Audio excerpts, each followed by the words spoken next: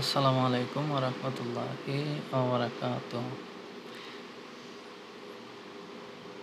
Doctor Shafiqur Rahman মাসুদের একটা কথা আমার হৃদয়টা নাড়িয়ে দিয়েছে। সে কথাটা হচ্ছে যে উনি একটা অনুষ্ঠানে যারা বৃত্তি পেয়েছে, যারা জিপিএ 5 পেয়েছে, জিপিএ 5 প্রাপ্ত শিক্ষার্থীদের সংবর্ধনা দিতে গিয়ে উনি বললেন যে আজকে আমি শুধু তোমার হাতে একটা ক্রেস্ট তুলে দিতে আসি নাই, আমি তোমার হাতে পুরো বাংলাদেশটা তুলে দিতে এসেছি। দেখুন, এই একটা কথা আমার হৃদয়, আমার অন্তরাত্মা সহ কাঁপিয়ে দিয়েছে এবং আমার পুরা মন মগজে এই একটা কথাই বারে বারে বেজে উঠতেছে। কারণ আমি আলহামদুলিল্লাহ দাখিল মাদ্রাসা থেকে দাখিল পাস করেছি। তারপরে আমি ইন্টারমিডিয়েট পাস করেছি জেনারেল লাইন থেকে, কলেজ থেকে। তো আমার ভাষাগত জ্ঞান অতটা না থাকলেও আমি আসলে বাংলা ভাষা সেই ছোটোবেলা থেকে শুনে আসছি এবং বাংলা ভাষার অনেকগুলো বই পড়েছি এবং আমি দেশ বিদেশে নানা ভাষা আর যে সংস্কৃতি, কৃষ্টি, কালচার সেগুলো সম্পর্কে একটু খোঁজখবর রাখার চেষ্টা করি এবং বাংলা ভাষার অনেকগুলো লেকচার, ভালো ভালো লেকচারগুলো আমি শোনার চেষ্টা করি। কিন্তু একটা কথা যে এত ভালোভাবে বলা যায় এবং একটা ইন্সপাইরেশন যে এত ভালোভাবে দেওয়া যায়, সেটা শফিকুর রহমান মাসুদের, এই শফিকুল ইসলাম মাসুদের জামাতের সাবেক সাবেক শিবির শিবির এবং বর্তমানে জামাতে ইসলামের একজন বড় নেতা, তিনার মুখ থেকে এত ভালো এবং এত ইন্সপাইরেশনমূলক যে কথা আসতে পারে সেটা আমার জানা ছিল না। আসলে উনি একটা কথায় আমার হৃদয়টাকে নাড়িয়ে দিয়েছেন এবং আমার অন্তরাত্মা সহ একেবারে আনন্দে প্রফুল্লিত করে দিয়েছেন যে একটা কথা এত ভালোভাবে কিভাবে বলা যায়। অল্প একটা শব্দে যে আমি তোমার হাতে একটা শুধু ক্রেস্ট তুলে দিতে আসিনি, তোমার হাতে তুলে দিতে এসেছি পুরো বাংলাদেশটি।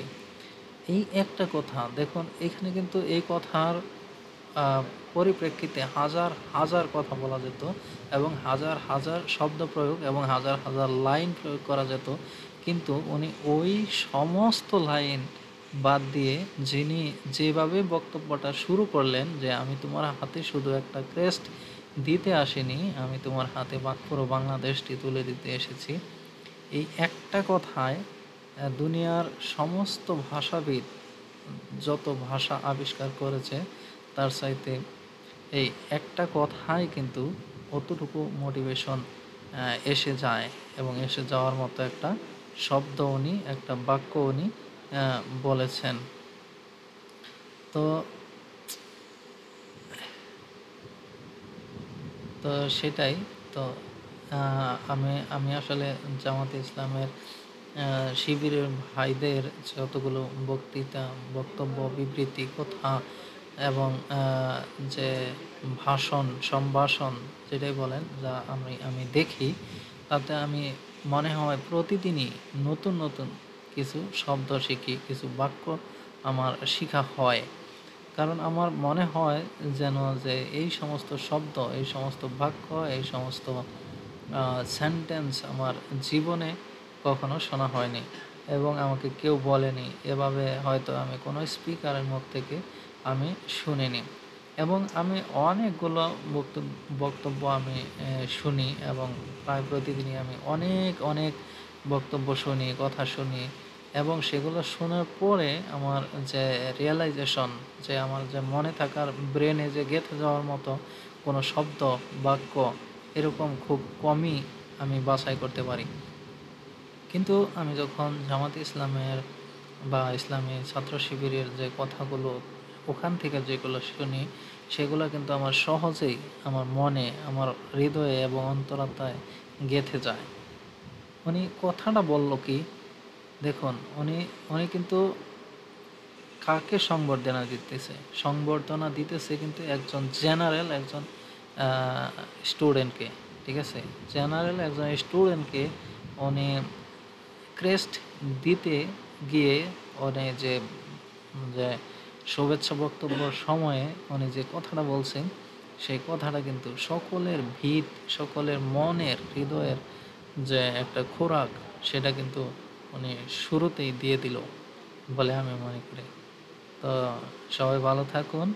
আপনাদের জামাত ইসলামের বা ইসলামী ছাত্র শিবিরের বক্তব্যগুলো কেমন লাগে সেটা জানাবেন দয়া করে। তো সবাই ভালো থাকুন। আল্লাহ হাফেজ। এবং যদি আপনারা এই সমসাময়িক কথা, বক্তব্য যদি অন্য কারো মুখ থেকে আপনারা শুনে থাকেন, তবে আমাকে জানাবেন। আমি এই পর্যন্ত আর শুনিনি অন্য কারো কাছ থেকে। কারণ আমি আমি এত বই পড়েছি, এত বক্তব্য শুনেছি, এরপরেও আমার কাছে মনে হয় যে ওনারা যখন বক্তব্য দেয়, ওনারা যখন কথা বলে, ওনাদের যখন স্পিচটা ডেলিভারি করে, তখন আমার মনে হয় যে ওখান থেকে আমার মিনিমাম কিছু বাক্য তো শেখার থাকেই। এবং এই কথাটা যে এভাবেও বলা যায়, সেটা আমি এই প্রথম যেন শুনলাম, এই প্রথম যেন জানলাম, এমনটাই আমার মনে হয়। তো সবাই ভালো থাকুন। আল্লাহ হাফেজ।